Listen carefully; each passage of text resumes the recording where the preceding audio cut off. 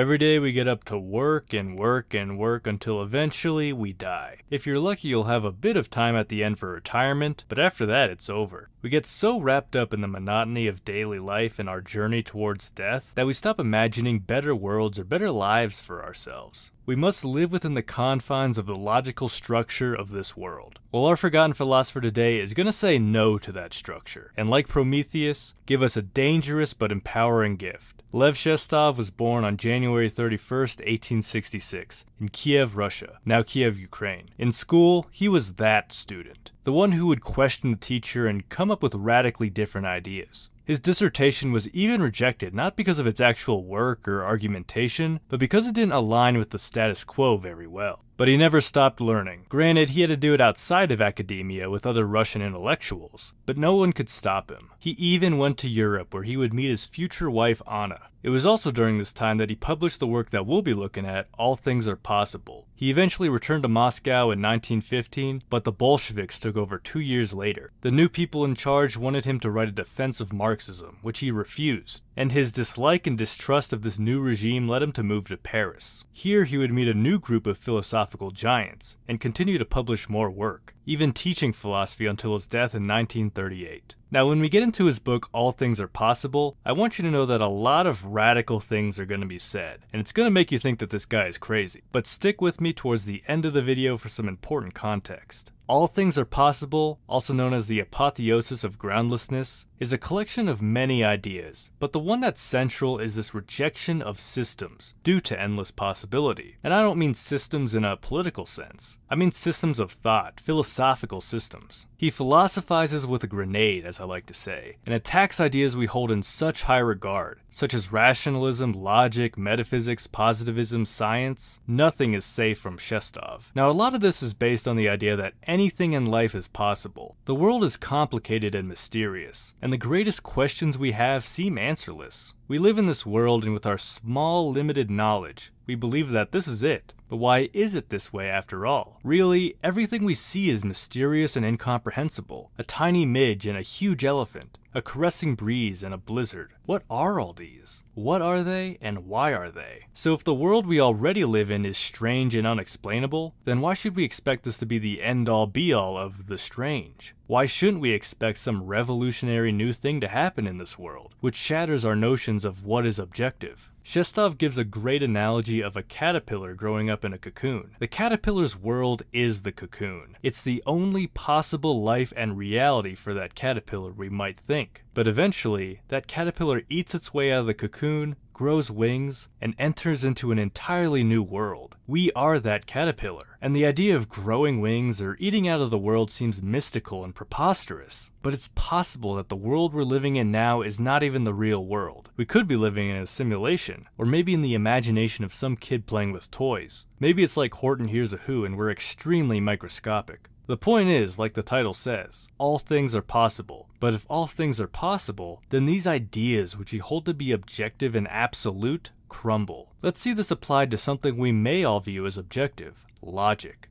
Take the example that A equals A. How would the idea that all things are possible interrupt this? Anything you please may come from anything you please, that A may not equal A, and that consequently logic is dependent, for its soundness, on the empirically derived law of the unchangeableness of the external world. Shestov cites the theory of evolution as an example of this. A equals A, but what if A evolves into a B, or something else? With the possibility of change, logic, and every other system or idea that claims to be absolute and objective may be called into question. But all this critique is not motivated by a need for destruction. No, it's because Shestov wants to give us the freedom to be creative. Things like rationality and logic set up these boundaries for us to work in. But what if we were to do away with these boundaries? Then we're really free to create whatever worldview we want. You see, this is where Shestov differs from many skeptics or critical theorists or postmodernists even. He isn't so obsessed with deconstruction that he ignores the more important thing: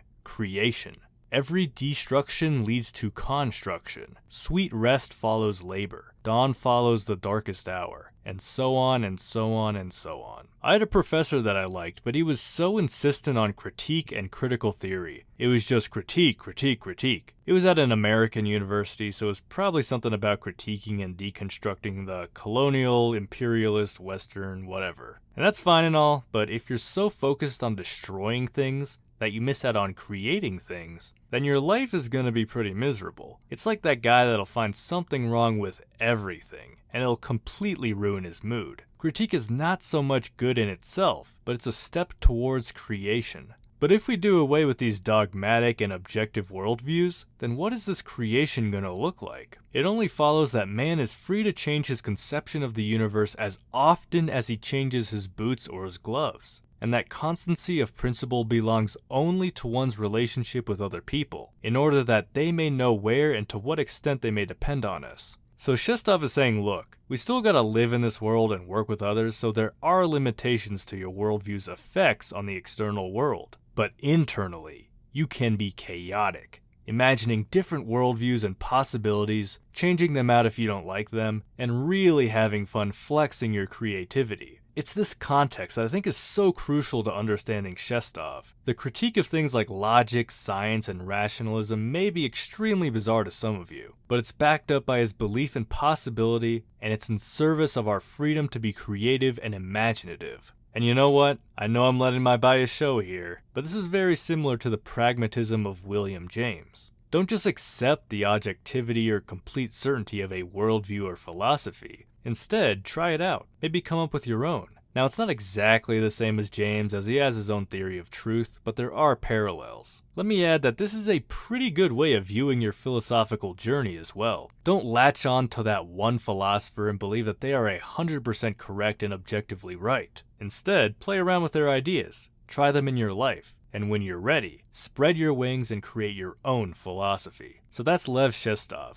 And if you'll allow me to add my own personal thoughts, I really like this guy. Because again, he wasn't just about critique and skepticism. He goes beyond a lot of people that actually came after him, in also emphasizing the importance of imagination and creativity. Let's not just critique forever. Let's build new worlds, new philosophies, and new ideas. Comment below what you think of Shestov. If he's too radical for you, then I completely understand. If you did enjoy this video, be sure to like, subscribe, and hit the bell. And with that, I wish you all a beautiful rest of your day.